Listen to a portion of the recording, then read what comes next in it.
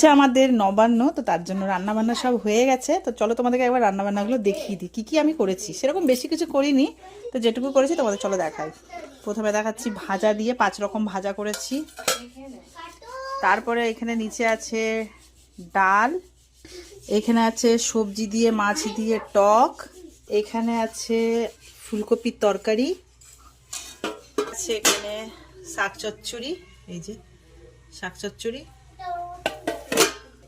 এখানে করেছি পায়েস, গুড়ের পায়েস।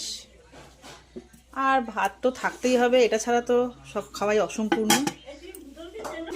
আর এইখানে হয়েছে মাছের ঝাল। সব পুজো করেছি। আর হ্যাঁ, চাল মাখা, যেটা আসল মেন চাল গেছে। আর এই যে চাল মাখা আর একটু আছে, সবারকে খাওয়াও হয়ে গেছে।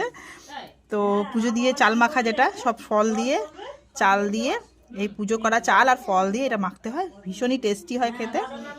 তো যাদের বাড়িতে নবান্ন হয় সবাই সেটা জানো অবশ্যই, যারা জানো না তারা জেনে নাও। এটার মধ্যে সব ফল থাকে যেগুলো পুজো দেওয়া হয়, আর চালটা হালকা আধবাটা করে এটা সন্দেশ টন্দেশ অনেক কিছু দিয়ে মাখতে হয়।